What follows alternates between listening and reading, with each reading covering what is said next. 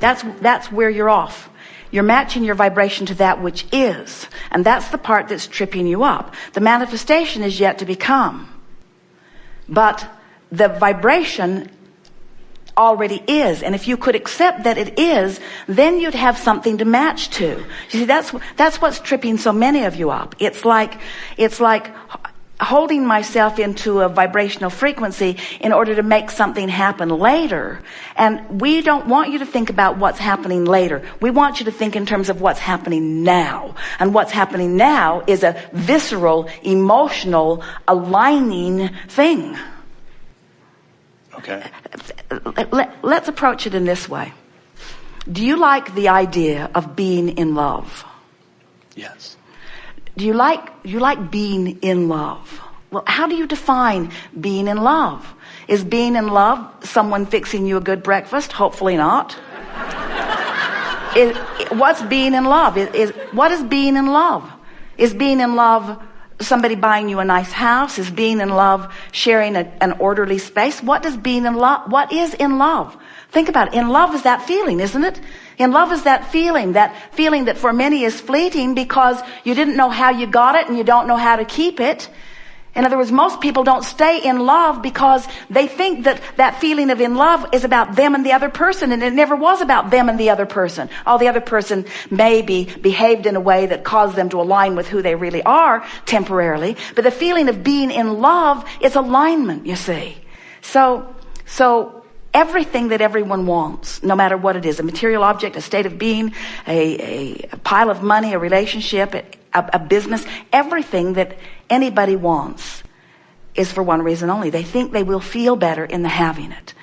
And if we can convince you that it is present tense feeling that you're reaching for. So that which will become, that's the tripping point, isn't it? I'm matching my vibration to that which will become. And worse, you're doing it to make it become. Because it's the becoming that matters. And we say, no, it isn't. It isn't the becoming that matters. It's the alignment. It's the being in love that matters. Don't those who are in love tell you that? We don't need furniture.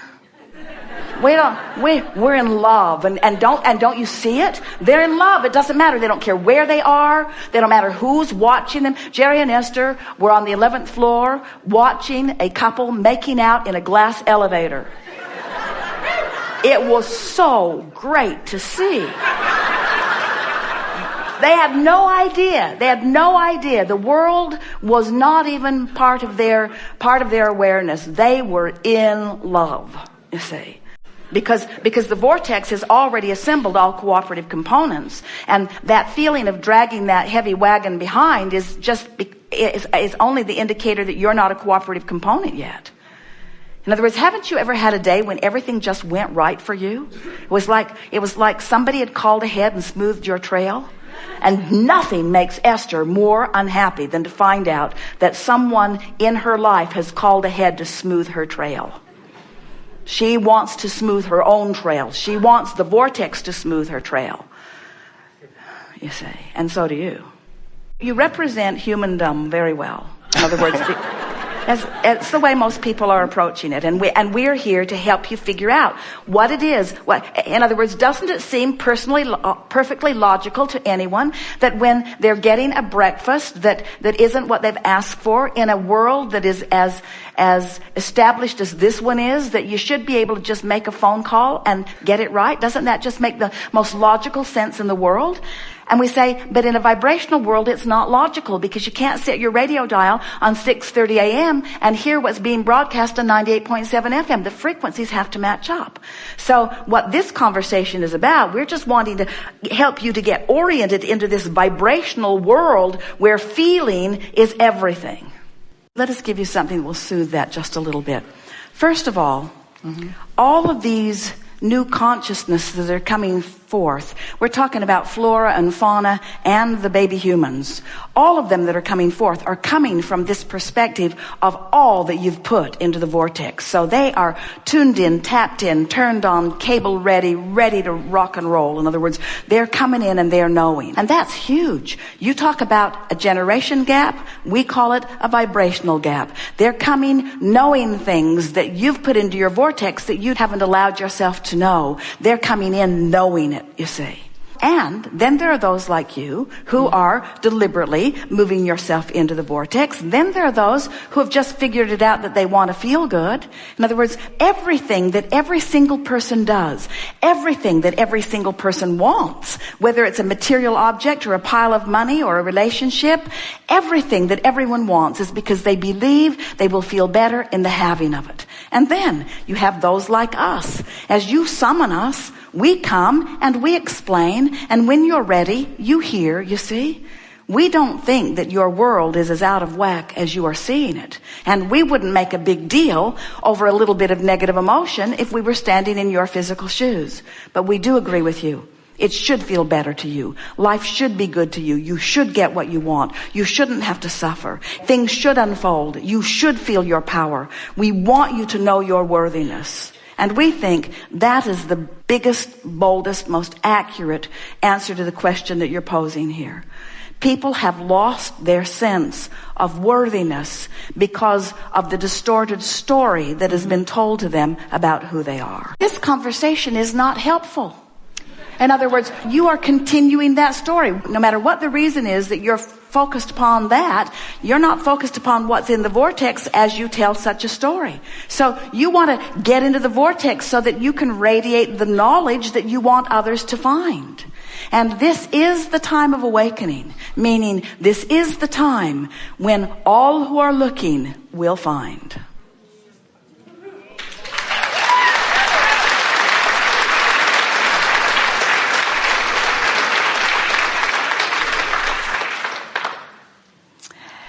We want to find a way of helping you to feel the enthusiasm that we feel when your life causes you to put something into your vortex and then you manage to get in there where it is. That's the thrill of life. And that's the nugget that everyone is looking for. Mm-hmm. We want to convince you that the perfect world isn't one where everybody knows what you're coming to know and everybody is just this really dynamic, deliberate creator. That's not the perfect world. The perfect world is the world you've got. The perfect world is the world of contrast and balance. The perfect world is the world that stimulates new desire, and some line up with it and some don't. In other words, the perfect world is the world of choice. It's the world of knowledge. And we know that when you find a way to find happiness, that you want to tell everybody about it. But the thing that's tricky about that is somebody who's not in the vicinity of happy can't hear you. And so then you want to say, well, something's screwy with the system. And we say, no, it's not screwy with the system. There might be something screwy with people's ability to understand where they are in relationship to who they are. That's screwy. It's screwy that a mother welcomes a child into the world and then convinces the child that the child should care more what mother thinks than about how the child feels. That's screwy. But don't you notice that as children grow, that they begin reaching for more, and that if they care about knowing that they'll find their way? We cannot assume that people in various religions haven't found something meaningful that is working for them. In other words, we are not for a moment here to suggest that the way that we are explaining all of this is the only way that it can be explained. We understand the laws of the universe, but there are plenty of people who are outside the vortex, who are living, who have put things into their vortex, who find things in religions that you might not find that might help them to close their gap, you see? There's not one right way of living. There are so many right ways of living. So we want you to understand that we have the glorious experience of getting to witness as you sit in the room or as you sit in the chair, both vibrational aspects of you and the relationship they have to one another. And we stand unequivocally, completely inside your vortex of creation, we stand in solidarity with the wholeness of who you are. We will not come out of your vortex to commiserate with you just because you're out of your vortex. We will stand in your vortex knowing that you very much want to be in there too, and we will use every possible thing that we can find to coax you into the vortex. But the most important thing that we want you to understand is you have to make the decision that you want to be there. You have to understand that the vortex exists and that the larger part of you is there. And there's one last thing. You must pay the sacrificial price of joy. You have to care that you feel good before anything that we say or any guidance that we help to awaken within you will have any meaning for you. You are the creator of your experience, and you create with the focus that you find. So it is our desire to help you to realize that you can focus into this vortex, and you can bring a manifestational evidence of everything that you want about quickly. But you can't focus on what is and on this vortex of creation at the same time. And that's mostly what we're going to be talking about here today.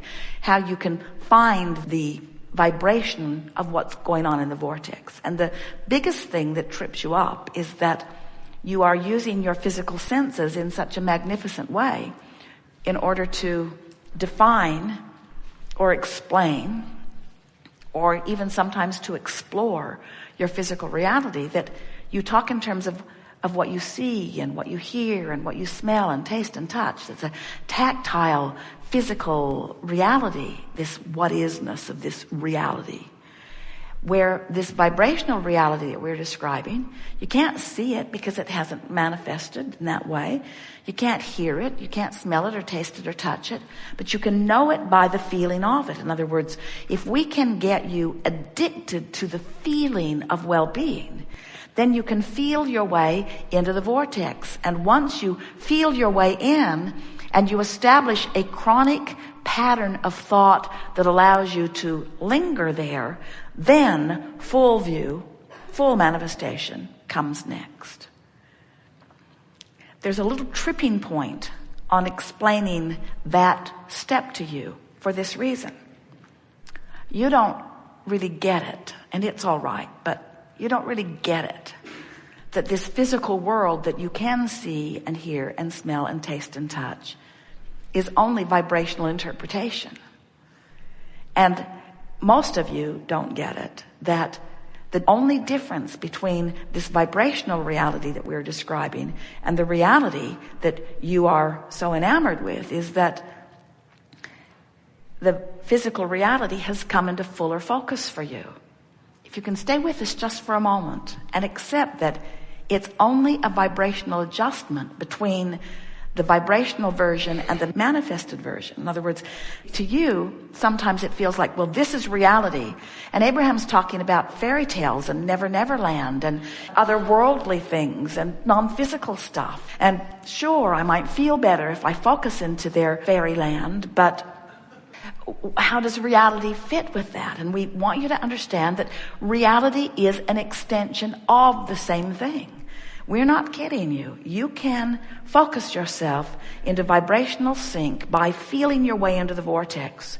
And if you will, every time you find yourself in there, milk it longer until you have made a concrete habit of sustaining the high-flying, good feeling, secure feeling, vital and alive feeling, love feeling, well-being feeling of being in the vortex. If you will make those emotions chronically your own,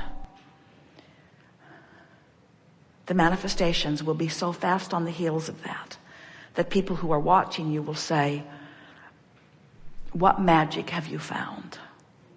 And your response from inside the vortex will be, it's the promise that we all held when we came forth. It's the promise that we are the creator of our own experience and that we get to live the full manifestation of it here. The reason that so many humans are sort of out of whack with that is because you've been making an art of resistance instead of an art of allowing.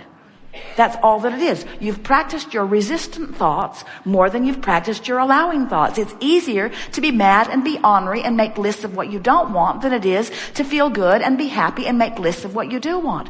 You've been facing the reality and you've been leaning resistant rather than leaning allowing.